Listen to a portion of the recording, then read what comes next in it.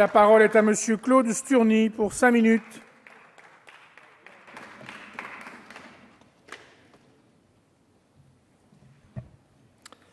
Monsieur le Président, Monsieur le Ministre, Madame la Présidente de la Commission spéciale, Madame la rapporteure, chers collègues. Ce texte est le deuxième projet de loi de simplification de la vie des entreprises en moins d'un an. La précédente loi a d'ailleurs été promulguée à peine en janvier de cette année. On ne peut que saluer le réveil du gouvernement sur un sujet aussi essentiel pour les acteurs de la vie économique de notre pays. Ce texte comporte, on l'a dit, 37 articles, dont 18 habilitent le gouvernement à légiférer par ordonnance. En optant pour la voie des ordonnances, vous avez choisi de laisser moins de place à l'initiative parlementaire. Je regrette, en ce qui me concerne, cette méthode retenue par le gouvernement.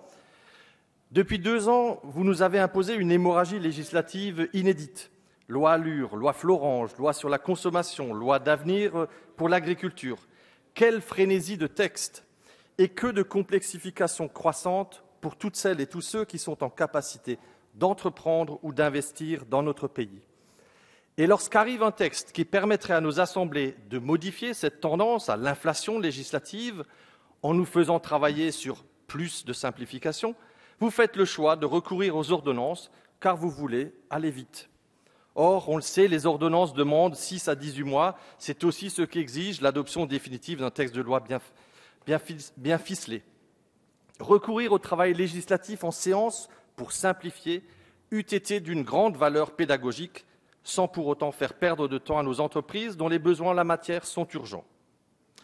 Ce texte est supposé être une étape du choc de simplification promis par le Président de la République. Or, les mesures contenues dans le projet de loi sont loin d'être à la hauteur des attentes et des besoins de nos entreprises. Avec ce texte, nous avons le sentiment de passer à côté des véritables débats et des vrais sujets. Tout d'abord, je regrette que lors de l'examen de ce texte en commission spéciale la semaine dernière, les amendements adoptés ont été essentiellement des amendements rédactionnels. D'autres amendements proposés par notre groupe mettaient le doigt sur des enjeux réels, mais que vous nous avez indiqués relevant d'une future nouvelle vague, dont acte. Je pense tout particulièrement aux questions touchant aux URSSAF. Ensuite, je déplore que le gouvernement ait réellement manqué de courage. La question des seuils sociaux n'a pas été abordée, alors que c'est bien là un des principaux freins à l'embauche et que l'emploi est bien la priorité de ce gouvernement. Oui, vous avez manqué de courage, car il y a tant à faire dans le dépoussiérage des codes du travail, de l'urbanisme, de l'environnement. Le stock de textes est impressionnant et je crains qu'il faille bien plus que les 3 années prévues pour le Conseil de simplification pour réduire ce stock de façon significative. Vous l'avez d'ailleurs reconnu, Monsieur le Ministre, tout à l'heure. Ensuite, il faut bien relever que certaines de vos initiatives visent à compléter, voire à corriger des textes récents. Intention louable, mais vous conviendrez que cela ne concourt que très peu à diminuer le stock. Il s'agit là davantage d'effacer la non-qualité, voire des maladresses qui ont pu être détectées dans les travaux législatifs récents. Employeur, comme député, comme chacune et chacun sur ces bancs, je peux observer, comme d'autres avant moi l'ont dit, mois après mois, la complexité des fiches de paye de nos collaborateurs et le fait que parfois nous ne parvenions même pas à faire tenir tous les éléments sur une seule page. Chers collègues, nous tenons là un indicateur particulièrement visible pour un chantier symbolique, pour chaque salarié comme pour tout employeur. Ancien dirigeant d'un groupe industriel international, je vous laisse imaginer le choc d'une entreprise étrangère lorsqu'elle prend conscience de ce qui l'attend en s'implantant dans notre pays. En définitive, l'abstention sur ce texte m'apparaît à cet instant comme le seul choix possible.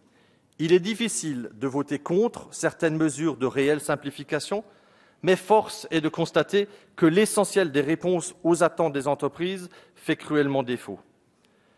Au-delà du stock de textes à simplifier, les entrepreneurs demandent aussi des engagements pour qu'on ne rajoute pas en parallèle de nouvelles obligations, de nouvelles contraintes ou de nouvelles démarches administratives. Il s'agit bien de réduire le flux. Enfin, les entrepreneurs demandent de la visibilité afin de pouvoir anticiper et prendre des décisions rationnelles en connaissance de cause. Vous avez pris des engagements, Monsieur le Ministre. Nous serons très vigilants pour que tout cela se traduise dans les faits au-delà des mots. Parce que je crois que vous l'avez compris. Et d'ailleurs, cette attente figure en première ligne dans les 50 premières mesures proposées par le Conseil de la simplification dans son rapport du 14 avril dernier. Sécuriser la vie des entreprises par un environnement plus lisible et prévisible. À l'évidence, il reste bien du chemin à parcourir. Vous n'êtes qu'au début du parcours qui permettra de réconcilier les entrepreneurs avec votre politique. La confiance, indispensable pour une reprise durable de la croissance en France, n'est pas encore acquise, loin de là, malheureusement. Pour conclure, vous nous avez indiqué que nous nous verrions périodiquement pour voir le fruit de vos efforts. Nous attendons donc avec impatience la prochaine mouture, conscients qu'il n'y a pas de pause pour le travail qui est le vôtre aussi. Et en attendant de vous retrouver cet automne, mon appréciation sur ce travail, sur ce texte de simplification, se résume en quelques mots: peut mieux faire.